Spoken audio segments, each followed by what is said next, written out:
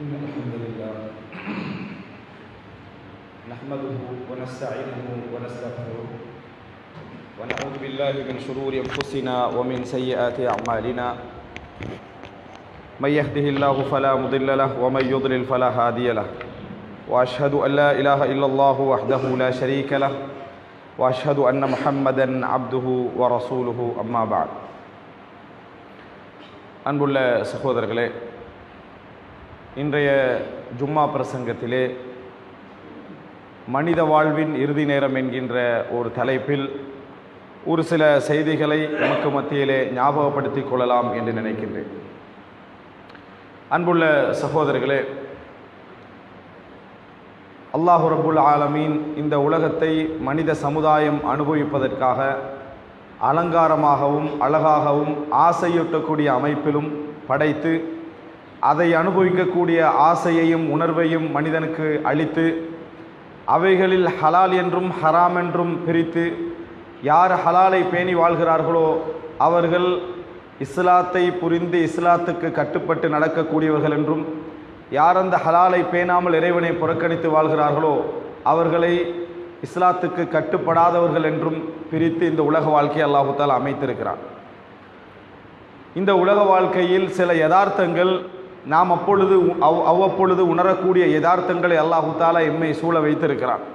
பெரிய ஆய்வுகள் தேவையில்லை, பெரிய சம்பவங்கள் தேவையில்லை, அறிவூட்டல்கள் தேவையில்லை. சாதாரணமாகவே இந்த உலகத்தை அதன் அர்த்தத்தோடு அதாவது யதார்த்தத்தோடு புரிந்து கொள்வதற்கு மிக இலகுவான வழிகளை அல்லாஹு தஆலா இந்த உலகத்திலே மனிதனுடைய உள்ளத்திலே என்ன செய்கிறான், வைத்திருக்கிறான்.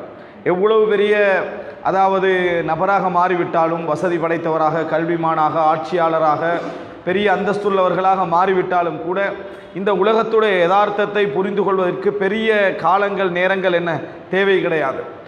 அறிவிலும் தரத்திலும் அந்தஸ்திலும் குறைந்தவராக இருந்தாலும் கூட இந்த உலகத்துடைய யதார்த்தம் உண்மை நிலையை புரிந்து கொள்வதற்கு பெரிய ஆய்வுகள் தேவை கிடையாது.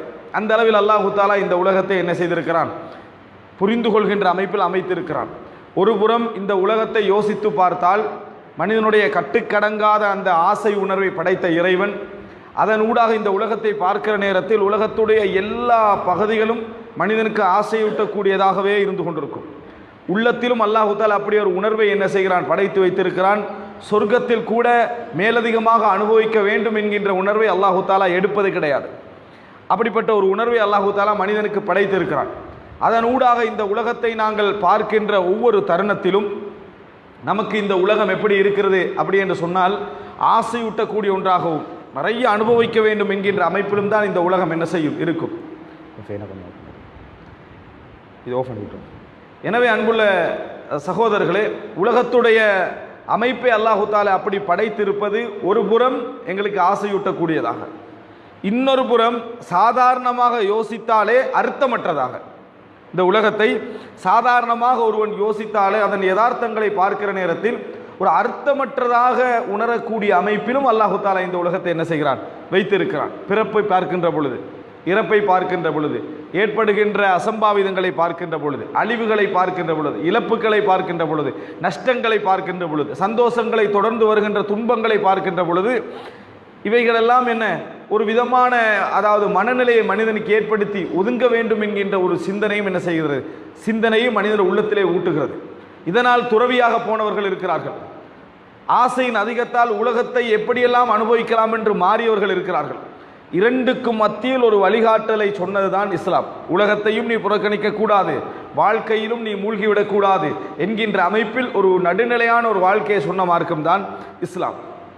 அன்புள்ள சகோதரர்களே, எனவே அடிக்கடி எமது கடமைகளில் ஒன்றுதான் இந்த உலகத்துடைய யதார்த்தத்தை நாம் புத்திசாலிகளாக இருந்தால், பகுத்தறிவு உள்ளவர்களாக இருந்தால், உலகத்திலே நமது ஆசை உணர்வு உலகத்திலே நம்மளை மூழ்கடிக்க செய்துவிடக்கூடாது என்கின்ற அந்த சிந்தனை நம்மிடத்தில் இருந்து கொண்டே இருக்க வேண்டும். காரணம், அதிலே நாம் மூழ்கடித்து போய்விட்டால், அதிலே மூழ்கி போய்விட்டால் நஷ்டம் மறுமை நாளில் மட்டும் என்று நினைத்து விடக்கூடாது.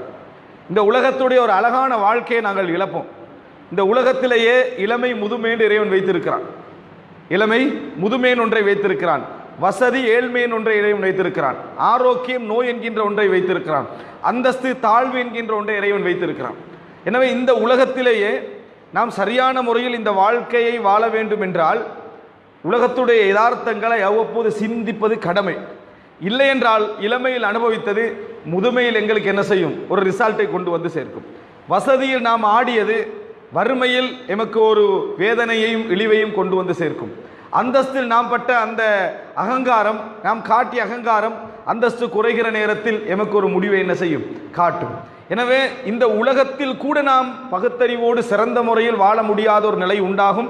நமது மன ஆசைகளை, எல்லை மீறிய ஆசைகளை நாம் நினைத்தது போல் அனுபவிப்போம் என்று சொன்னால் மறுமையில் நஷ்டம் என்பது ஒன்று. உலகத்திலேயே ஒரு குறிப்பிட்ட கால பகுதியில் எங்களால் என்ன செய்ய முடியாது? சிறந்த முறையில் ஒரு வாழ்க்கையை கொண்டு போக முடியாத நிலையை அது உருவாக்கும். இதனால் தான் பார்க்கிறோம், அதாவது ஆரோக்கியத்தை இழந்து நேர்மையை இழந்து சம்பாதித்தவர்கள் எல்லாம் அதற்கு கடன் தீர்த்து கொண்டிருப்பார்கள் 50 வயதுக்கு பின்னால். எப்படி? அந்த ஆரோக்கியத்துக்காக செலவழித்து கொண்டிருப்பார்கள். சம்பாதித்த அத்தனையும் திருப்பி என்ன செய்வார்கள்? கொடுத்து கொண்டிருப்பார்கள். அந்த வியாதி, இந்த நோய் என்று சொல்லி லட்சக்கணக்கான பணத்தை செலவழித்து கொண்டிருப்பார்கள். அதே போல அந்தஸ்திலே ஆடியவர்கள் எல்லாம் கவனிப்பாரற்று ஒரு மூலையில் என்ன செய்வார்கள்? ஒரு குறிப்பிட்ட காலத்தில் இருப்பதை நாம் என்ன செய்கிறோம்? பார்க்கிறோம். குணரீதியாக அன்றைக்கே அந்த குணங்களை மாற்ற வேண்டும் என்று முயற்சிக்காதவர்கள் இன்றைக்கு சமுதாயத்தால் அவர் கோபக்காரர், இவர் பெருமைக்காரர், அவர் பொறாமைக்காரர் என்று அவரே உணராத அமைப்பில் அவர் முகத்திலே சொன்னாலும் கூட அப்படி ஒரு கோபம் எனக்கு இருக்கிறது, அப்படி ஒரு பெருமை எனக்கு இருக்கிறது என்பதை அவரே உணர முடியாத நிலையில் ஒதுக்கப்பட்டிருப்பதை சமுதாயத்தில் என்ன செய்கிறோம்? பார்க்கிறோம். எனவே எல்லா வகையில் யோசித்து பார்த்தாலும் சரி, ஒரு புத்திசாலி மறுமையை இழக்காமல் உலகத்தையும் இழக்காமல் வாழ்வதென்றால் இந்த உலகத்துடைய யதார்த்தங்களை அடிக்கடி யோசித்து பார்த்து கொண்டே இருக்க வேண்டும். இருந்தால் மாத்திரம்தான் அது என்ன செய்யும்? அவனை ஒரு முறையாக கொண்டு செல்லும். இது முதல் அம்சம்.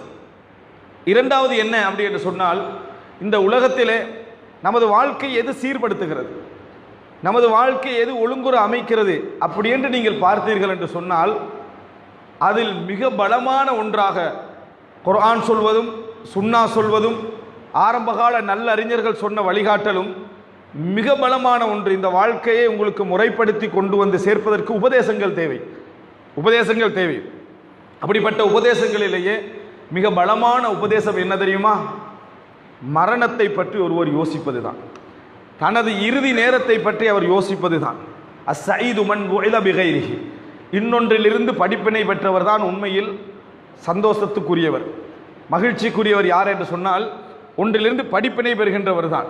அந்த அடிப்படையில் அதாவது மா அப்லகுல் இதாத் ஒரு அறிஞரிடத்தில் கேட்கப்படுகிறது, அதாவது உபதேசங்களிலெல்லாம் மிகவும் சிறந்த உபதேசம் என்று எதை நீங்கள் கருதுகிறீர்கள்? சொல்றாரு, அந்நதுரு ஃபில் அம்வாத். மரணத்தை அனுபவிக்கக்கூடிய மரணித்த மனிதர்களை பற்றி யோசிப்பதும் சிந்திப்பதையும் போன்ற ஒரு உபதேசம் இந்த உலகத்திலே கிடையாது. அதை போல ஒரு உபதேசம் இந்த உலகத்திலேயே கிடையாது. அதுதான் மிக சிறந்த உபதேசம். அதனால தான் ரசூலுல்லாஹி ஸல்லல்லாஹு அலைஹி வஸல்லம் சொன்னார்கள், உஸ்குரு திக்ர ஹாதிமில் லத்தாத். நீங்கள் நினைக்கக்கூடிய அனைத்து இன்பங்களையும் தகர்த்தெறியக்கூடிய மரணத்தை ஞாபகப்படுத்துங்கள். லத்தாத் என்றால் உலக இன்பங்கள், ஆசைகள் எல்லாமே. அவைகள் எல்லாவற்றையும் ஹதும் உடைத்து நொறுக்கக்கூடிய ஒன்றை நீங்கள் ஞாபகப்படுத்துங்கள் என்றால் அது என்ன? மரணம் தான். ஒருவர் மரணத்தை பற்றி சிந்திக்க ஆரம்பித்தால் எல்லாமே என்ன செய்துவிடும்? தகர்ந்து போகக்கூடிய ஒரு சிச்சுவேஷனை நாம் என்ன செய்கிறோம்? பார்க்கிறோம். எனவே மரணத்தை போன்று ஒரு உபதேசம் கிடையாது. மரணத்தை பற்றி சிந்திப்பதை போன்று ஒரு உபதேசம் என்ன கிடையாது. அடிக்கடி உங்களுக்கு உபதேசம் பயனளிக்கவில்லையா? மனது உள்ளத்திலே போய் சில விஷயங்கள் சேரவில்லையா? மரணத்தை பற்றி யதார்த்தமாக யோசித்தாலே போதுமானது. நமது உள்ளம் என்ன செய்யும்?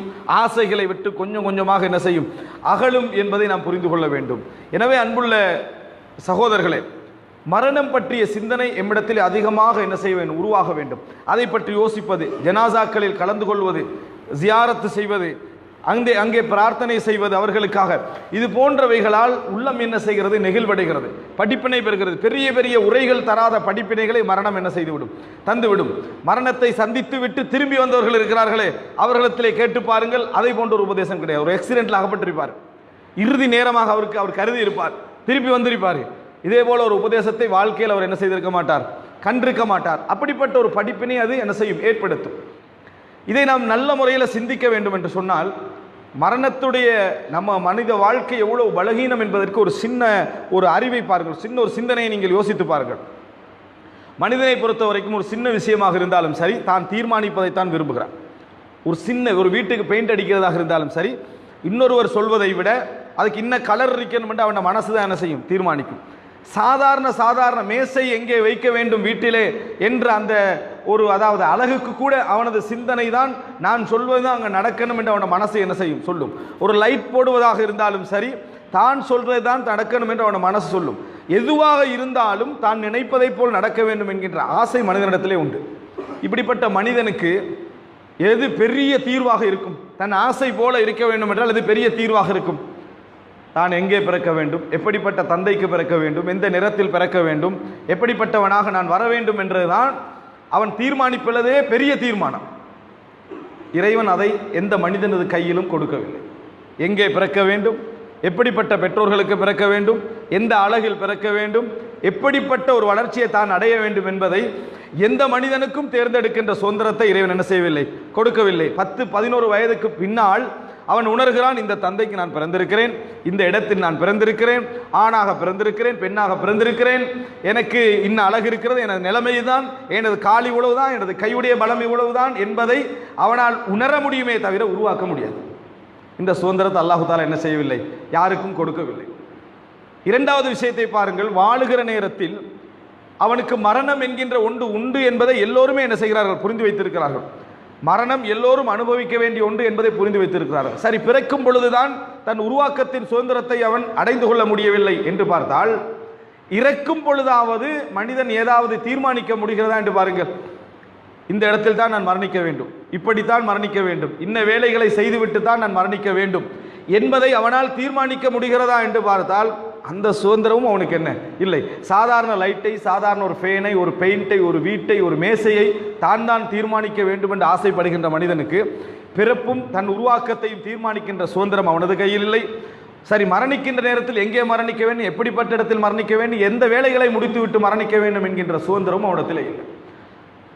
அப்படி எங்கெங்கெல்லாம் இறைவன் ஆரம்பித்து வைத்தானோ அங்கே ஆரம்பிக்கிறான், இறைவன் எப்படி முடித்து வைக்கிறானோ அங்கே முடிந்து போய்விடுகிறான். இடையில் நிறைவேறாத ஆசைகள், அனுபவிக்க முடியாத சந்தோஷங்கள் என்கின்ற இடைவெளிகளோடு தான் மனிதன் என்ன செய்கிறான், மரணிக்கிறான். இதுல இருந்து எல்லோருக்கும் யார் ஒருவருக்காவது விதிவிலக்காக முடியுமா என்று சிந்தித்து பாருங்கள். யாராலும் விதிவிலக்காகவும் முடியவில்லை. இந்த விஷயத்திலிருந்து, இந்த நெருக்கடியிலிருந்து உலகத்தில் எப்படிப்பட்ட ஒரு மனிதனுக்காவது அதிலிருந்து விடுதலை பெற முடியுமா என்று சிந்தித்து பாருங்கள். எந்த மனிதனாலும் என்ன செய்யவில்லை, விடுதலையும் பெற முடியவில்லை. அல்லாஹ் ரப்புல் ஆலமீன் இந்த உலகத்திலே வைத்திருக்கக்கூடிய உச்சகட்ட சவால் என்ன தெரியுமா? மனித சமுதாயத்திற்கே நிறைய சவால்கள் குர்ஆன் சொல்கிறது. குர்ஆனை போல ஒன்று கொண்டு வர முடியுமா, இதெல்லாம் ஒரு சவால். இதைவிட உச்சகட்ட சவால் இந்த உலகத்துக்கு என்ன தெரியுமா? மரணம்தான், உயிர். யஸ்அலூனக அனிர் ரூஹ், நபியே உங்களிடத்திலே வந்து உயிரை பற்றி கேட்கிறார்கள். குலிர் ரூஹு மின் அம்ரி ரப்பி வமா ஊதீது மினல் இல்மி இல்லா கலீலா. உயிர் என்பது எனது இறைவனது காரியங்களில் ஒன்று, நீங்கள் கொஞ்சமான அறிவையே கொடுக்கப்பட்டிருக்கிறீர்கள் என்று சொல்லுங்கள் என்று அல்லாஹு தஆலா சொல்கிறான்.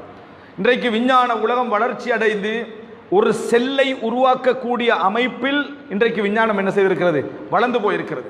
ஜீனோம் ப்ரொஜெக்ட் என்று சொல்லி இன்றைக்கு புதிய செல்லை ஆர்டிஃபிஷியலாக உருவாக்குவதற்காக ஒரு செல்லை எடுத்து அதனது மொலக்யூல்ஸ் எல்லாம் ரீட் பண்ணி அதனுடைய அனைத்து விஷயங்களையும் ரீட் பண்ணி அதுக்கான ஒரு ப்ரோக்ராம் உருவாக்கி 20 வருட காலமாக நடைமுறைப்படுத்தி கொண்டு வந்து கொண்டிருக்கிறது உலகம்.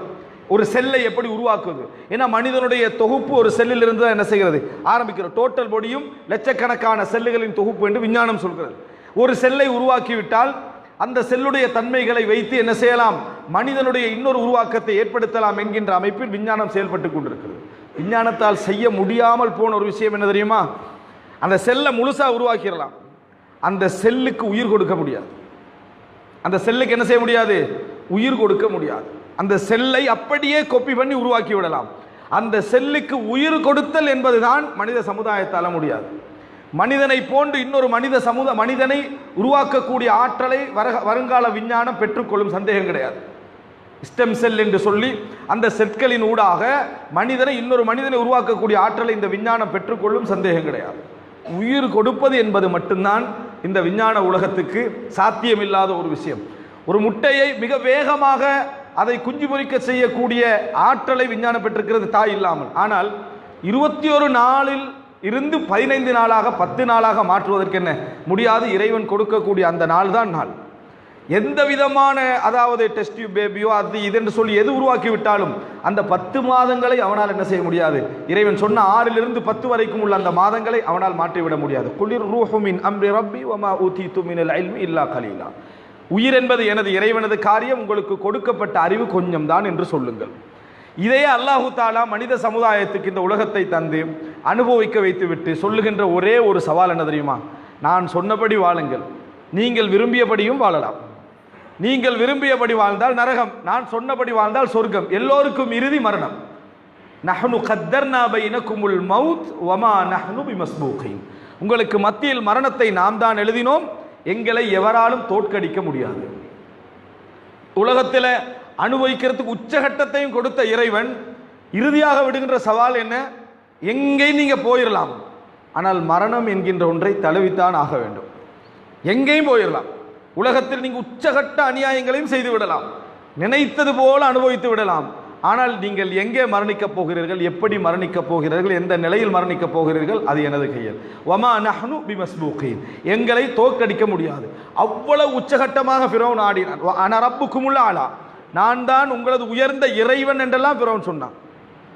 ஏன் இறைவன் சந்தர்ப்பம் கொடுக்கிறான்? ஆற்றல் உள்ளவனால் மாத்திரம்தான் சந்தர்ப்பம் கொடுக்க முடியும். ஆற்றல் உள்ளவனால் மாத்திரம்தான் சந்தர்ப்பம் கொடுக்க முடியும். இறைவனுக்கு தெரியும் ஒரு நொடிதான் இவனது முடிவென்று, ஒரே ஒரு நொடி தான் இவனது முடிவு. அதனால தான் என்ன செய்யறான்? சந்தர்ப்பம் கொடுத்து கொண்டிருக்கிறான். மறுமை நாள் என்றது உண்மையாக இருந்தால் மறுமை நாளை கொண்டு வாருங்கள் என்று நபிமார்களுக்கு சவால் விட்டார்கள். மறுமை நாள் என்பது உண்மையாக இருந்தால் கொண்டு வாருங்கள் என்று சவால் விட்டார்கள். இறைவனுக்கு கொண்டு வருவது ஒரு செகண்ட், ஆனால் இறைவன் கொண்டு வரவில்லை.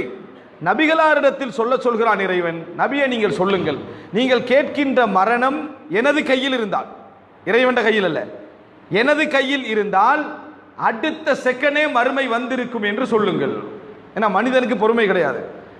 நீங்கள் கேட்கின்ற மறுமை நாள் எனது கையில் இருந்தால் அடுத்த செகண்டே நான் மறுமை என்ன செஞ்சிருப்பேன்?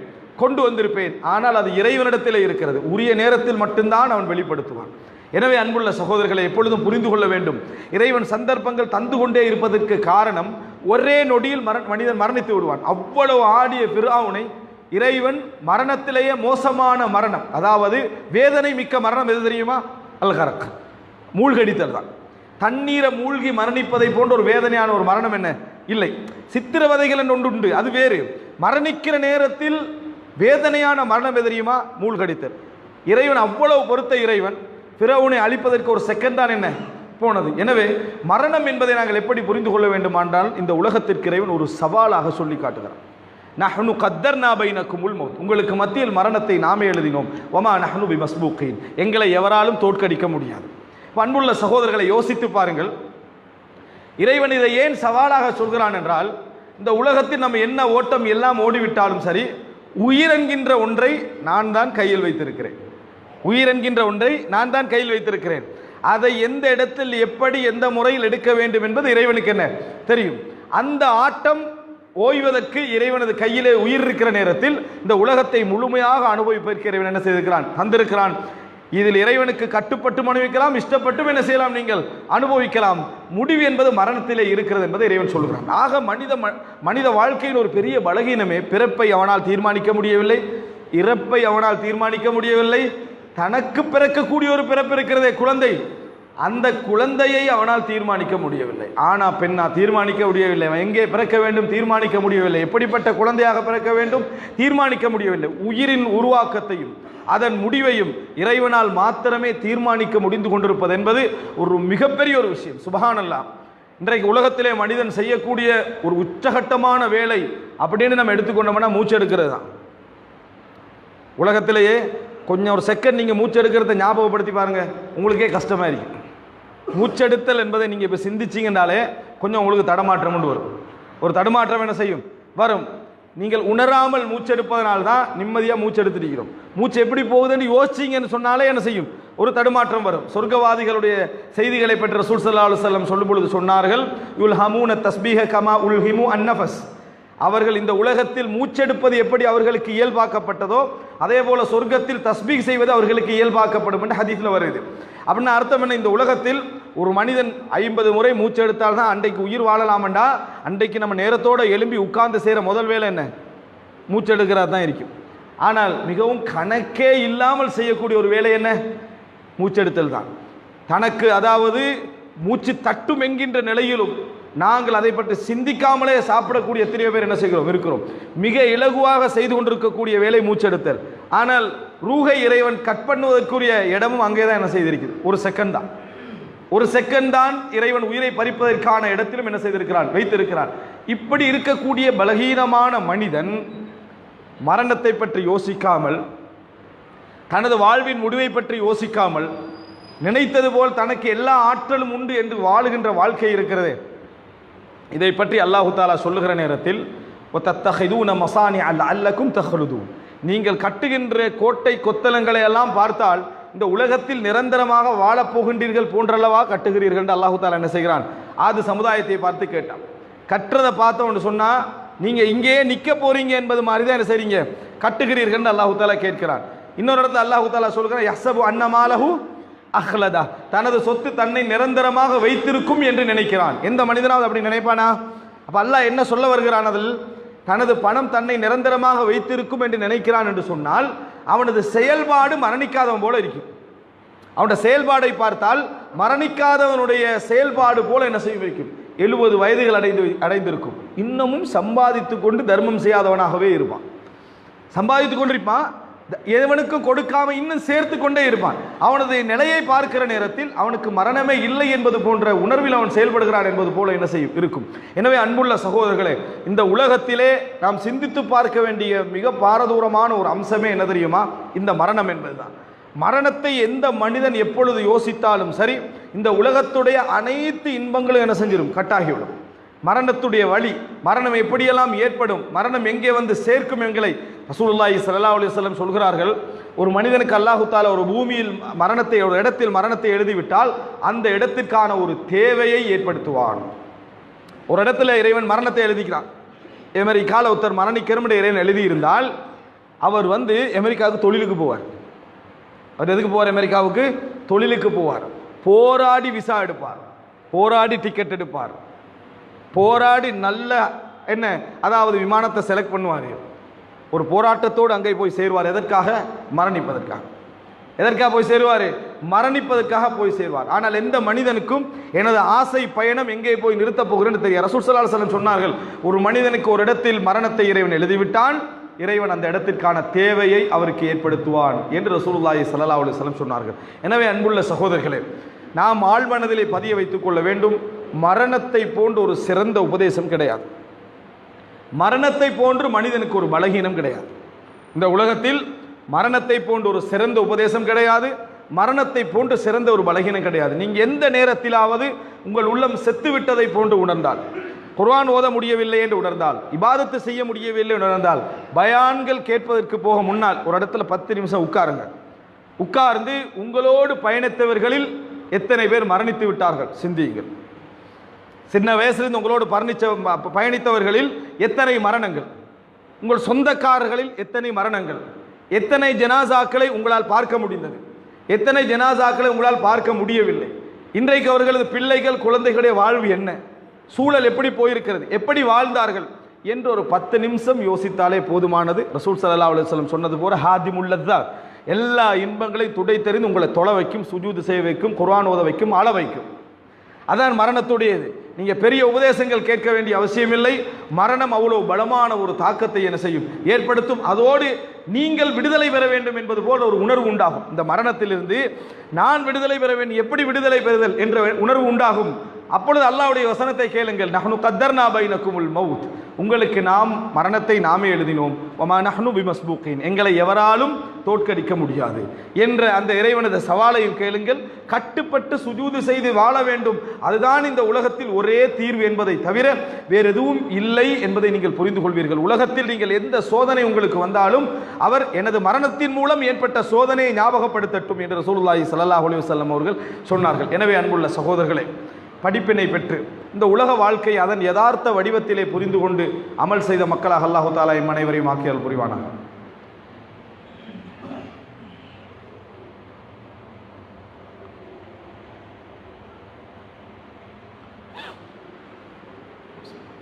إن الحمد لله نحمده ونستعينه ونستغفره ونعوذ بالله من شرور أنفسنا ومن سيئات أعمالنا من يهده الله فلا مضل له ومن يضلل فلا هادي له وأشهد أن لا إله إلا الله وحده لا شريك له وأشهد أن محمدا عبده ورسوله أما بعد. அன்புள்ள சகோதரர்களே, இந்த மரணம் அனைவரையும் வந்து அடைந்தே ஆகும். அதற்கென ஒரு வலியும் வேதனையும் உண்டு. அதிலிருந்து நாம் எவரும் விடுதலை பெற முடியாது என்பதை மனிதனால் ஒரு படிப்பினையாக பெற்றுக்கொள்ள முடியுமாக இருந்தால் மனிதன் செய்ய வேண்டிய சில முக்கியமான அம்சங்கள் உண்டு. இந்த மரணம் பல அற்புதங்களை இந்த உலகத்தில் நிகழ்த்தும். அதில் ஒன்றுதான், எவன் கெட்டவனாக வாழ்ந்து நல்லவராக நடித்தாரோ அவரை அடையாளம் காட்டிக்கொண்டுதான் இந்த மரணம் எங்களை தழுவி செல்லும். உள்ளத்திற்குள்ளே மோசமானவராகவும் கெட்டவராகவும் தசீசத்து சூ மோசமான விஷயங்களை உள்ளடக்கியும் வெளியில் சாலிகான மனிதராகவும் அழகான ஒரு மனிதராகவும் ஒரு அடக்கமான ஒரு மனிதராகவும் பொய்யாக யாரெல்லாம் வாழ்ந்தார்களோ அவர்களை அடையாளம் காட்டிவிட்டுத்தான் இந்த மரணம் என்ன செய்யும், செல்லும். மறந்து விடக்கூடாது. இது மரணத்துடைய ஒரு இயல்பு. அதனால்தான் ரசூலுல்லாஹி ஸல்லல்லாஹு அலைஹி வஸல்லம் சொன்னார்கள், இன்னமல் அஅமாலு பில் ஹவாத்தீம். முடிவுகளை கொண்டுதான் அமல்கள் தீர்மானிக்கப்படுகின்றன, ஆரம்பத்தை கொண்டல்ல, முடிவை கொண்டுதான் அமல்கள் தீர்மானிக்கப்படுகின்றன என்று ரசூலுல்லாஹி ஸல்லல்லாஹு அலைஹி வஸல்லம் சொன்னார்கள். இதனால் தான் நல்ல மரணங்களுக்கான அடையாளங்களை ரசூலுல்லாஹி ஸல்லல்லாஹு அலைஹி வஸல்லம் அவர்கள் சொல்லி சென்றார்கள். எனவே நல்ல மரணம் என்பது ஒரு மனிதனுக்கு வர வேண்டும் என்றால் உள்ளும் புறமும் சுத்தமாக இருக்க வேண்டும். சமுதாயத்தில் சஹாபாக்கள் பட்டியலிலும் இறைவனிடத்தில் நயவஞ்சகர் பட்டியலிலும் நாம் என்ன செய்யக்கூடாது, இருந்துவிடக்கூடாது. அப்படி இருப்பது என்பது வேணுமென்றால் உலகத்தில் அந்தஸ்தையும் மரியாதையும் ஒரு குறிப்பிட்ட காலத்திற்கு கொண்டு வந்து சேர்க்கும். ஆனால் மரணம் எங்களை கழுவி அடையாளம் காட்டிவிட்டுத்தான் செல்லும், சந்தேகம் கிடையாது. மரணம் அடையாளம் காட்டிவிட்டுத்தான் செல்லும் என்பதை மறந்துவிடக்கூடாது. ஒரு பெரிய போராளி என கருதப்பட்டவர் யுத்தகலத்தில் தற்கொலை செய்து தன்னை நரகவாதி என்று அடையாளப்படுத்தி மரணித்தார் என்ற செய்தியை நாம் என்ன செய்கிறோம், ஹதீஸ்களிலே பார்க்கிறோம். எப்பொழுதுமே எங்களுக்கு எந்த ஒரு தவறான விஷயங்கள் கெட்ட விஷயம் என்பது வாழ்க்கையில் இருந்தாலும் அதை இல்லாமலாக்குவதற்கும் தௌபா செய்வதற்கும் மாற்றுவதற்குமான முயற்சியில் இஹ்லாஸாக என்றைக்கும் நாங்கள் இருந்து கொண்டே இருக்க வேண்டும். அதை ஒரு கொள்கையாக மாற்றி அதை ஒரு அமலாக மாற்றி நடிக்கின்ற மக்களாக என்றைக்கு நாம் என்ன செய்யக்கூடாது, இருக்கக்கூடாது. வலிக்கின்ற மக்களாகவும் இறைவனிடத்திலே பிரார்த்திக்கின்ற, அதற்காக கெஞ்சுகின்ற, யாரா கெட்ட முடிவை எனக்கு என்ன ஏற்படுத்தி விடாது என்று அழுகின்ற மக்களாக நாம் எப்பொழுதும் இருக்க வேண்டும். மரணம் அடையாளப்படுத்தியே தீரும். நல்லவர்களை அடையாளப்படுத்தி கொண்டுதான் மரணம் செல்லும், கெட்டவர்களை அடையாளப்படுத்தி கொண்டுதான் மரணம் சொல்லும். அல்லாஹு தஆலா நாடி விதிவிலக்கானவர்களை தவிர. ஒரு சிலருக்கு இறைவன் விதிவிலக்கை கொடுத்திருக்கிறான். உபை இப்னு சலூலுக்கு அல்லாஹு தஆலா விதிவிலக்கை கொடுத்தான். நபி அவர்களை தொழுவிக்க சென்றார்கள். ஆனால் பலருடைய வாழ்க்கையை இறைவன் பல அற்புதங்களை நிகழ்த்தித்தான் மரணத்தை கொண்டு செல்வான். ஒன்று, அவன் கெட்டவனா நல்லவனா என்பதை மரணம் அடையாளப்படுத்தும். இரண்டு, அந்தஸ்துள்ளவனுக்கு உனது அந்தஸ்து என்ன என்பதை காட்டி செல்லும். பண செருக்கு உள்ளவனுக்கு பணத்துடைய பெருமதி என்ன என்பதை காட்டி செல்லும். அறிவு பெருமை உள்ளவனுக்கு அறிவுடைய இழிவு என்ன என்பதை என்ன செய்யும், மரணம் காட்டி செல்லும். அத்தனை வழிகளோடு தான் மரணம் என்ன செய்யும், ஒரு மனிதனை கடக்கும் என்பதை நாங்கள் மறந்துவிடக் கூடாது. அப்படி இருந்தால் நாங்கள் செய்ய வேண்டிய வேலை என்ன தெரியுமா, என்றைக்கும் எங்களுக்கு இந்த உலகத்திலே நாம் வாழுகின்ற அந்த காலப்பகுதியில் மிக சிறந்த நல்லமல்கள் மீது மஹப்பத் எங்களுக்கு வளர வேண்டும். உலகப்பற்று இந்த உலகத்தின் அவசியத்தின் காரணமாக இருக்க வேண்டுமே தவிர ஆர்வத்தின் காரணமாக எங்களுக்கு இருக்கக்கூடாது. உலகப்பற்று எதுக்கு இருக்கணும், குழந்தைகள் வாழ வேண்டும், மனைவி வாழ வேண்டும், சமூகத்தில் ஒரு அந்தஸ்தோடு இருக்கணும், அவன் கல்வி கற்க வேண்டும், உயர வேண்டும், இந்த சமுதாயம் வாழ வேண்டும் என்பதற்கான ஆசைகள் இருக்க வேண்டுமே தவிர நிரந்தரம் போன்ற உணர்வோ, அவனுக்காக போட்டி என்கின்ற உணர்வோ, செருக்கோ பெருமையோ, இதன் காரணமாக நான் செல்வந்தனாக வேண்டும் என்ற அவசியமற்ற நிலையில் ஆசைகள் இந்த உலகத்தில் என்ன செய்யக்கூடாது, என்றைக்கும் நாங்கள் வைத்துக் கொள்ளக்கூடாது. இந்த உலகத்தில் எங்கு மிகவும் சிறந்ததாக எதிர்க்க வேண்டும், நாம் செய்கின்ற அமல்கள், நாம் செய்கின்ற இபாதத்துக்கள், நாம் செய்கின்ற அந்த வணக்கங்களில் எங்களுக்கு பெரிய மஹப்பத் இருக்க வேண்டும். அன்புள்ள சகோதரர்களே, சில செய்திகளை நாம் பார்க்கிறோம் வரலாற்றில். எப்படி ஒரு மஹப்பத்தை அவர்கள் இந்த அமல் மீது வைத்திருந்தார்கள், அதனால் அவர்களுக்கு கிடைத்த நல்ல முடிவுகள் என்ன என்பதை பார்க்கிற நேரத்தில் உண்மையில் அவர்களுக்கும் அல்லாஹ் உலகத்தை சேர்த்து கொடுத்தான். ஏன்னா இந்த உலகம் இறைவன் யாரெல்லாம் தன்னை கட்டுப்பட்டு வழங்கி நடக்கிறார்கள் அவர்களுக்கு தான் இறைவன் இந்த உலகத்தையும் வைத்திருக்கிறான். இந்த உலகத்தோட வாழ்க்கை அவர்களுக்கு தான் இறைவன் என்ன செய்வான், அதிகமாக கொடுப்பான். அவர்கள் நஷ்டமடையவில்லை. உலகத்தில் கட்டுப்பட்டு வாழ்ந்ததனால் இந்த உலகத்தில் அவர்கள் நஷ்டமடையவில்லை. பெரும் பெரும் ஆட்சியாளர்களாக மரணித்தார்கள் என்பதை நாம் என்ன செய்கிறோம், பார்க்கிறோம். அன்புள்ள சகோதரர்களே, ஹந்தக் யுத்த நேரத்திலே ரசூலுல்லாஹி ஸல்லல்லாஹு அலைஹி வஸல்லம், ஹந்தக் யுத்தம் அல்லது இன்னொரு யுத்தம், அந்த யுத்த காலத்திலே ரசூலுல்லாஹி ஸல்லல்லாஹு அலைஹி வஸல்லம் சஹாபாக்களும் யுத்தத்தில் ஈடுபட்டு கொண்டிருக்கிறார்கள். யுத்தத்தில் ஈடுபட்டு கொண்டிருக்கிற நேரத்தில் காஃபிர்கள், எதிரணியில் இருக்கக்கூடியவர்கள் முஸ்லிம்களை தாக்குவதற்காக ஒரு சந்தர்ப்பத்தை எதிர்பார்க்கிறார்கள். அந்த நேரத்தில் ஒரு சிலர் சொல்கிறார்கள், நம்ம எந்த நேரத்தில் தாக்குவோம் தெரியுமா? சததீஹிம் ஸலாத்துன் ஹிய அஹப்பு இலைஹிம் மினல் அவுலாத். இப்போ ஒரு தொழுகை நேரம் வருது, தங்களது பிள்ளைகளை விட குழந்தைகளை விட அவர்களுக்கு மிகவும் விருப்பமான ஒரு தொழுகை அது. அந்த நேரத்தில் அவங்க தொழுவார்கள், அப்பொழுது நாங்கள் தாக்குவோம். எப்படி சொன்னார்கள்? சததீஹிம் ஸலாத்துன் ஹிய அஹப்பு இலைஹிம் மினல் அவுலாத். தங்களது குழந்தைகளை விட அவர்கள் நேசம் வைக்கக்கூடிய ஒரு தொழுகை நேரம் இப்பொழுது வரும். அந்த நேரத்தில் அவர்கள் தொழுவார்கள், அந்த நேரத்தில் நாம் தாக்குவோம் என்று சொன்னார்.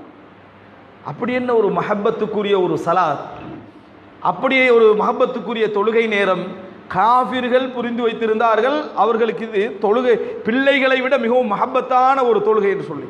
எந்த நேர தொழுகை தெரியுமா? அசர் நேர தொழுகை. அந்த அசர் நேர தொழுகையை சொல்கிற நேரத்தில் இதை சொன்னவர்கள் காஃபிர்கள். சததீஹிம் ஸலாத்துன் ஹிய அஹப்பு இலைஹிம் மினல் அவுலாத். தங்கள் குழந்தைகளை விட மிகவும் மஹப்பத்துக்குரிய ஒரு தொழுகை அவர்களுக்கு இப்பொழுது வரும், அந்த நேரத்தில் தொழுவார்கள், அப்பொழுது தாக்குவோம். அப்படின்னா என்ன? புள்ள முன்னுக்கால இருந்தாலும் கூட கவனிக்க மாட்டாங்க அந்த தொழுகையை தொழுகிற நேரத்தில். அவ்வளவு விருப்பமானது அந்த தொழுகை என்றிருந்தால் அவர்கள் நிச்சயமாக எங்கள் அம்புகளுக்கு பலியாவார்களே தவிர அந்த தொழுகை என்ன செய்ய மாட்டாங்க, விடமாட்டார்கள் என்று சொல்லி அந்த காவிர்கள் சொன்ன நேரத்தில் தான் அல்லாஹு தாலா அச்சநிலை தொழுகை யுத்தத்திலே இறக்கி வைத்தார். எல்லோரும் ஒரே நேரத்தில் தொழக்கூடாது, ஒரு சிலர் பாதுகாவலுக்கு இருக்க வேண்டும், ஒரு சிலர் யுத்தத்தில் ஈடுபட வேண்டும் என்கின்ற அந்த சட்டத்தையே அல்லாஹு தாலா முஸ்லிம்களுடைய தீனை வைத்து அந்த யுத்தத்திலே அழிப்பதற்கு காவிர்கள் முயற்சி எடுத்த நேரத்தில் அல்லாஹ் இறக்கி வைத்தான்.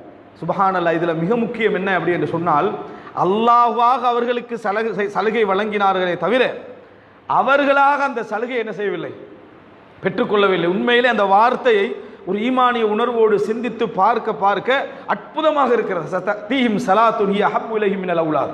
குழந்தைகளை விட மிகவும் விருப்பமான ஒரு தொழுகை அவர்களுக்கு இப்பொழுது வரப்போகிறது என்று எதிரிகள் அதை தீர்மானிக்கிறார்கள் என்று சொன்னால், அந்த தொழுகை அவர்களுக்கு குழந்தைகளை விட மஹப்பத்தானது என்று சொன்னால், அசர் தொழுகை எங்களுக்கு அவ்வளவு மஹப்பத்தாக இருக்குது. மன் தரக்க ஸலாத்தல் அஸ்ரி முத்தஅம்மிதன் ஃபகத் ஹபித அமலுஹு. யார் அசர் தொழுகை வேண்டுமென்று விட்டு விடுகிறாரோ அவர்கள் அமல்கள் அனைத்தும் அழிந்து விடும் என்று ரசூலுல்லாஹி ஸல்லல்லாஹு அலைஹி வஸல்லம் அவர்கள் சொன்னார்கள். யார் அசர் தொழுகை விட்டு விடுகிறாரோ அவர்களுக்கு குடும்பத்தில் தரித்திரியம் ஏற்பட்டதற்கு சமம் என்றார்கள் ரசூலுல்லாஹி ஸல்லல்லாஹு அலைஹி வஸல்லம். அப்படிப்பட்ட ஒரு தொழுகை அவர்களுக்கு குழந்தைகளை விட மஹப்பத்தாக இருந்தது அப்படி என்று சொல்கிறார்கள். அன்புள்ள சகோதரர்களே, எதில் ஒரு மனிதன் பழக்கப்படுகிறானோ ஹுத்திம பிஹி, அதை கொண்டுதான் அவனது இறுதி முடிவு இருக்கும். அப்படி என்றால் எங்களுக்கு மஹப்பத்துக்குரிய ஒரு தொழுகையாக எதிர்க்கணும், அசர் தொழுகை எங்களுக்கு என்ன செய்ய வேண்டும், இருக்க வேண்டும். அப்படிப்பட்டிருக்கிற நேரத்தில் மாத்திரம்தான் எங்கள் முடிவுகளும் அதற்கேற்ப என்ன செய்யும், அமையும். நாம் வாழ்க்கையில் எதை சிறந்த முறையில் பழகுகிறோமோ, எதை வாழ்க்கையை நாம் பழக்கப்படுத்திக் கொள்கிறோமோ அதை கொண்டுதான் எங்களுக்கும் என்ன செய்யும், முடிவுகள் அமையும் என்பதை நாம் என்றைக்கும் மறந்துவிடக் கூடாது. அன்புள்ள சகோதரர்களே, இதில் நஷ்டப்படுவோம் என்றால் மரணத்திற்கு முன்னால் ஒரு வழி உண்டு. அந்த வழி என்ன? மரணத்திற்கே உரிய உடல் ரீதியான வழி, உடலை விட்டு உயிர் பிரிகின்ற வழி. இந்த உடலை நிர்வாகம் செய்த உயிர் எங்கள் உடலை விட்டு பிரிகின்ற வழி. இந்த வழி இருக்கிறதே, இந்த வழி மிகவும் பலமானது, மிகவும் வேதனை மிக்கது. எத்தனையோ நபித்தோழர்கள் நான் பறவையாக இருந்திருக்க கூடாதா, ஒரு மேசையாக இருந்திருக்க கூடாதா, ஒரு பெட்டியாக இருந்திருக்க கூடாதா, மனிதனாக நான் ஏன் இருந்தேன் என்ற அந்த வழியில் துடித்தார்கள். ரசூலுல்லாஹி ஸல்லல்லாஹு அலைஹி வஸல்லம் அவருடைய சக்கராத்துடைய நேரத்தில் அவர் பட்ட வழியை பார்த்துவிட்டு ஆயிஷா ரலியல்லாஹு அன்ஹா சொன்னார்கள், லா அக்ரஹு ஷித்தத்தல் மௌத் லி அஹதின் பஅத ரசூலுல்லாஹி ஸல்லல்லாஹு அலைஹி வஸல்லம். நபிக்கே இறைவன் இதற்கு விதிவிலக்கு கொடுக்கவில்லை, அந்த நபியின் வேதனை நான் பார்த்தேன், அந்த வேதனையிலிருந்து எவர் விதிவிலக்கு அளிக்கப்படுவதை நான் விரும்பவில்லை என்றார்கள். காரணம், அல்லாஹ்வுக்கு மிகவும் நேசத்துக்குரிய நபி அதில் என்ன செய்தார், வேதனைப்பட்டார் என்றால் பிறகு நான் இன்னொருவருக்கு அந்த வேதனை வராமல் இருப்பதை நான் விரும்பவில்லை என்று ரசூல் ஆயிஷா ரலியல்லாஹு அன்ஹா சொன்னார்கள். மஹப்பத்துக்குரிய ஒரு மனிதனுக்கு அந்த சக்கராத்துடைய வேதனை என்று நபி அவர்கள் திருப்பி திருப்பி சொல்லிக்கொண்டே இருந்தார்கள். இன்னலில் மௌத்தில சக்கராத், மரணத்திற்கென்று சில வேதனை உண்டு என்று ரசூல் ஸல்லல்லாஹு அலைஹி வஸல்லம் தண்ணீரை எடுத்து முகத்திலே ஊற்றிக்கொண்டு சொல்லிக்கொண்டே இருப்பார்கள். தண்ணீரை எடுத்து முகத்திலே ஊற்றிக்கொண்டு சொல்லிக்கொண்டே இருப்பார்கள். இந்த நிலையை கவனித்து ஹஸனுல் பஸரி ரஹிமஹுல்லாஹ் அவர்கள் சொல்கிறார்கள், லா இஜ்தமிஆ இந்தக், உன்னிடத்தில் இரண்டு விஷயங்கள் சேராமல் கவனித்துக்கொள், சக்கரத்துல் மவுத் வ ஹஸ்ரத்துல் ஃபவுத். நீ அனுபவிக்கின்ற வழி இருக்கிறதே சக்கராத், அந்த நேரத்தில் இன்னொரு வழி சேராமல் பார்த்துக்கொள், அமல்கள் செய்யவில்லையே என்ற கை சேதம், அந்த வழி இருக்கிறதே அது சேராமல் பார்த்துக்கொள் என்று சொன்னார். காரணம், உடல் ரீதியாக உடல் கஷ்டப்பட்டு துடித்து கொண்டிருக்கிற அந்த நேரத்தில் உள்ளம் வலித்தால் எப்படி இருக்கும், ஒழுங்கான முறையில் அமல் செய்யலேடா, தர்மம் செய்யவில்லையே, எவ்வளோ விஷயங்களை செய்திருக்கலாம், காலமெல்லாம் நான் என்ன செய்யலை, இதை நான் அவகாசத்தை பயன்படுத்தவில்லை என்ற வழி, ஹஸ்ரத்துல் ஃபவுத், தப்பிவிட்டதே என்ற வழியும் இதுவும் ஒன்று சேராமல் பார்த்துக்கொள். சக்ராத்துல் மவுத் நேரத்தில் உனக்கு உன் நன்மைகளை பற்றி ஒரு சின்ன திருப்தியாவது என்ன செய்ய வேண்டும், இருக்க வேண்டும். அதுவும் இதுவும் சேராமல் பார்த்துக்கொள் என்று சொல்லி ஹசனுல் பஸரி ரஹிமஹுல்லாஹ் அவர்கள் என்ன செய்தார்கள், சொன்னார்கள். அன்புள்ள சகோதரர்களே, அந்த வழி ரசூலுல்லாஹி ஸல்லல்லாஹு அலைஹி வஸல்லம் அவர்களும் விதிவிலக்கு கொடுக்கப்படாத ஒரு வழி அது. அப்படிப்பட்ட ஒரு நேரம் எல்லா நபித்தோழர்களுக்கும் கடந்து போயிருக்கிறது. இதனால்தான் ரசூலுல்லாஹி ஸல்லல்லாஹு அலைஹி வஸல்லம் அவர்களுடைய வாழ்க்கையை நாம் பார்க்கிறோம். அந்த இறுதி நேரம் சிறந்த ஒரு நேரமாக அமைவதற்கு நபிகளாருடைய வாழ்க்கையில் இருக்கக்கூடிய ஒரு சம்பவத்தை சொல்லி முடிக்கிறேன். அது பெரிய ஒரு ஆதாரம். ஒரு மனிதன் எதற்கு பழக்கப்படுகிறானோ அதை கொண்டுதான் அவனது இறுதி முடிவுகள் அழகாக அமையும் என்பதற்கு அது ஒரு பெரிய ஒரு ஆதாரம். அன்புள்ள சகோதரர்களே, எனவே நாங்கள் பார்க்கிறோம் ரசூலுல்லாஹி ஸல்லல்லாஹு அலைஹி வஸல்லம் அவர்கள் தனது வாழ்க்கையில் மிகவும் விரும்பிய ஒரு அமலாக இந்த மிஸ்வாக், பல் துலக்குதலை ஆயிஷா ரலியல்லாஹு அன்ஹா சொல்கிறார்கள். நபி அவர்கள் வீட்டுக்குள் நுழைந்தால் முதலாவது என்ன செய்வார்கள் என்று கேட்ட நேரத்தில் பல் துலக்குவார்கள். இரவு நேரத்தில் எழுந்தால் முதலாவது நபி அவர்கள் பல் துலக்குவார். குன்னா நுஇத்து லஹு சிவாகஹு வ வதுஅஹு, அவருடைய உதுவுக்கு தண்ணீரையும் மிஸ்வாக்கை நாங்கள் தயார்படுத்தி வைப்போம். வீட்டில் தொழுதுட்டு வெளியே போகல ரசூலுல்லாஹ், வீட்டில் தான் தொட போகிறாங்க என்றாலும் முதல்ல என்ன செய்வாங்க, பல் துலக்குவார்கள். யாரையாவது சந்திக்க நினைத்தால் நபியவர்கள் பல் துலக்குவார்கள். நபியவர்களுக்கு இந்த உலகத்திலே மிகவும் வெறுப்பாக இருந்தது வாய் நாற்றம், துர்நாற்றம். அதனால் வெங்காயத்தையும் பூண்டையும் நபியவர்கள் சாப்பிடவில்லை. அதை சாப்பிட்டவர்கள் பள்ளிக்கு வர வேண்டாம் என்று என்ன செய்தார்கள், நபியவர்கள் சொன்னார்கள். அந்த அளவுக்கு ரசூலுல்லாஹ் அதை விரும்பினார்கள். 5 நேரத்திலும் என் உம்மத்துக்கு கஷ்டமில்லை என்றால் பல் துலக்க ஏவிருப்பேன் என்று ரசூலுல்லாஹி ஸல்லல்லாஹு அலைஹி வஸல்லம் அவர்கள் சொன்னார்கள். அந்த அளவில் நபியவர்கள் விரும்பினார்கள். அந்த அராக் மரத்தை ரசூலுல்லாஹி ஸல்லல்லாஹு அலைஹி வஸல்லம் அவர்கள் அதனுடைய கனிகளின் அந்த அதாவது எது சுவையாக இருக்கும் என்பதை கூட நபியவர்கள் அறிந்து வைத்திருந்தார்கள். அந்த அளவுக்கு அதை விரும்பினார்கள். பல் துலக்குதலை, வாசத்தோடு வாயை வைத்துக் கொள்வதை நபியவர்கள் மிகவும் விரும்பினார்கள். ஜிப்ரீலை நான் சந்திக்கிறேன், அதனால் சுத்தமான வாயோடு சந்திக்க வேண்டும் என்று விரும்பினார்கள். ரசூலுல்லாஹி ஸல்லல்லாஹு அலைஹி வஸல்லம் அவர்கள் ஆயிஷா ரலியல்லாஹு அன்ஹா அவருடைய தோளில் உறங்கி, அதாவது சக்கராத்துடைய வேதனையில் இருந்து கொண்டிருக்கிறார்கள். தண்ணீரை முகத்திலே ஊற்றி இருந்து கொண்டிருக்கிறார்கள். அப்துர் ரஹ்மான் வீட்டுக்குள்ளே நுழைகிறார்கள். ரசூலுல்லாஹி ஸல்லல்லாஹு அலைஹி வஸல்லமுடைய மச்சினர் வீட்டுக்குள்ளே நுழைகிற நேரத்தை அவருடைய கையில் ஒரு மிஸ்வாக் இருக்கிறது. ரசூலுல்லாஹி ஸல்லல்லாஹு அலைஹி வஸல்லம் அந்த மிஸ்வாக்கையே தொடர்ந்து பார்த்தார்கள். அந்த நேரத்தில் ஆயிஷா ரலியல்லாஹு அன்ஹா கேட்டார்கள், ஆஹுதுஹு லக்க யா ரசூலல்லாஹ், உங்களுக்காக அதை எடுத்து தரவா என்று கேட்டார்கள். மனைவிக்கு கணவன் எதை விரும்புகிறார் என்பது மரண நேரத்தில் எப்படி தெரிகிறது என்றால், அவரது அன்றாட வாழ்க்கையில் அவர் எப்படி வாழ்ந்தார் என்பதை தெரிந்ததனால் இந்த நேரத்தில் ஏன் அங்கே பார்க்கிறார் என்பதை ஆயிஷா ரலியல்லாஹு அன்ஹா அவர்கள் புரிந்து கொள்கிறார்கள். அதை எடுத்து தரவா என்று கேட்டவுடன் நபியவர்களுக்கு பேச முடியாத நேரம். ரசூலுல்லாஹி ஸல்லல்லாஹு அலைஹி வஸல்லம் தலையால் சைக்கினை செய்தார்கள். எடுத்து தாங்க என்று சொல்லி தலையால் சைக்கினை செய்தார்கள். அதை எடுத்த ஆயிஷா ரலியல்லாஹு அன்ஹா அவர்கள் அதை மென்று அதனை இலகுபடுத்தி மென்மைப்படுத்தி ரசூலுல்லாஹி ஸல்லல்லாஹு அலைஹி வஸல்லம் கையிலே கொடுத்தார்கள். நபி அவர்கள் பல் துலக்கினார்கள். ஆயிஷா ரலியல்லாஹு அன்ஹா சொல்கிறார்கள், இஸ்தன்ன ரசூலுல்லாஹி ஸல்லல்லாஹு அலைஹி வஸல்லம் இஸ்தினான, அந்த நேரம் பல் துலக்கினார்கள். ஃபமா ரஐது அஹ்ஸன இஸ்தியாகம், அதைவிட ஒரு அழகான பல் துலக்கலை நான் கண்டது கிடையாது. அவ்வளவு அழகாக அந்த இறுதி நேரத்தில் என்ன செய்கிறார்கள், பல் துலக்கினார்கள். யாரையும் சந்திக்க போவது கிடையாது, வெளியே கிளம்பி செல்வது கிடையாது, உரையாடப் போவது கிடையாது, பேச்சு கூட வராத நேரம். நபியவர்கள் இறுதி நேரமாக இருந்தாலும் சரி, நோக்கங்கள் எல்லாம் ஒரு புறம் இருக்க, தான் பழக்கப்பட்ட ஒரு செயல் பல் துலக்குதல். ரசூலுல்லாஹி ஸல்லல்லாஹு அலைஹி வஸல்லம் அழகான முறையில் பல் துலக்கினார்கள். அப்படி துலக்கி கொண்டிருக்கிற நேரத்தில் இலர் ரஃபீகில் அலா, இறைவனை நோக்கி நான் பயணப்படுகிறேன் என்று சொல்லி கையை விரித்து ஒரு கை அப்படியே நிலத்திலே என்ன செய்வான், உடலிலே சாய்ந்தது. நபியவர்கள் மரணித்தார்கள். ரசூலுல்லாஹி ஸல்லல்லாஹு அலைஹி வஸல்லம் அவர்கள் கடைசியாக செய்த வேலை என்னன்னு நீங்கள் கேட்டீங்கன்னா பல் துலக்குதல் தான். கடைசியாக செய்த வேலை என்ன, பல் துலக்குதல். அவருடைய வாழ்க்கையை எடுத்து பார்த்தீங்கன்னு சொன்னால் நபியவர்கள் அதிகமாக விரும்பியது ஒன்று பல் துலக்குதல். இந்த உம்மத்துக்கு கட்டாயப்படுத்த கூட ரசூலுல்லாஹி ஸல்லல்லாஹு அலைஹி வஸல்லம் அவர்கள் என்ன செய்தார்கள், அதை விரும்பினார்கள் என்பதை நம்ம பார்க்கிறோம். இறுதி நேரத்தை அல்லாஹு தஆலா ஹுத்திம பிஹி, அதை கொண்டு இறுதி நேரத்தை ரசூலுல்லாஹி ஸல்லல்லாஹு அலைஹி வஸல்லம் அவர்களுக்கு அமைத்தான் என்பதை பார்க்கிறோம். எனவே அன்புள்ள சகோதரர்களே, நாம் என்ன புரிந்து கொள்ள வேண்டும் என்றால், எமது வாழ்க்கையில் நாம் எதை பழக்கப்படுத்தி கொண்டிருக்கிறோம், எமது வாழ்க்கையில் எதை பழக்கப்படுத்தி கொண்டிருக்கிறோம். இன்று பழக்கமாக அது இருக்கும், நாளைக்கு அது தவறாக ஒரு விஷயமாக இருந்தால் தவறென்றே நமக்கு தெரியாத இடத்துக்கு வரும். முடிவும் அப்படிப்பட்ட ஒரு முடிவாக என்ன செய்துவிடும். சினிமா சீடிக்களோடு மரணித்தவர்கள், ஆபாச படங்களுக்கு முன்னால் மரணித்தவர்கள், சண்டைகளோடு மரணித்தவர்கள், வீதியோரங்களில் மரணித்தவர்கள், இப்படி என்று அர்த்தமற்ற மரணங்கள் இந்த சமுதாயத்தில் நிறைய உண்டு. காரணம், அவர்கள் அதையே பழக்கப்படுத்தி கொண்டார்கள். எப்பொழுதும் அல்லாஹ்விடத்தில் இறுதி முடிவை அல்லாஹும்ம அஹீனி மா கானத்தில் ஹயாத்து கைரன்லி வ தவஃபனி இதா கானத்தில் வஃபாத்து கைரன்லி. யா அல்லாஹ், எனக்கு வாழ்வு நலவாக இருந்தால் வாழச் செய், மரணம் நலவாக இருந்தால் மரணிக்க செய்கின்ற துவாவை கேளுங்கள். அந்த மரணம் அழகான ஒரு மரணமாகவும் சிறந்த ஒரு மரணமாகவும் இருக்கு. இதுதான் ஒரு சிறந்த ஒரு முக்கியமான அல்லாஹும் மஸ்தூர் அவுராத்தி வஆமின்ற வஆத்தி.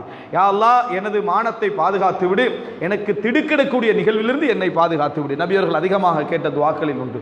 எனவே அன்புள்ள சகோதரர்களே, இயன்ற அளவுக்கு இந்த விஷயங்களை மனதிலே நிறுத்தி, மரணத்தை போன்ற ஒரு உபதேசம் இல்லை என்பதை மனதிலே நிறுத்தி, எமது வாழ்க்கையின் எல்லா பகுதிகளையும் மரணத்தின் மூலம் படிப்பினை பெறக்கூடியவர்களாக அல்லாஹு தாலா எம் அனைவரையும் ஆக்கியர்கள் புரிவானாக. ஹாதா மா இந்தி வல் இல்மு இந்தல்லாஹ் வ அகூலு கௌலி ஹாதா வ அஸ்தக்ஃபிருல்லாஹ் லி வ லக்கும்.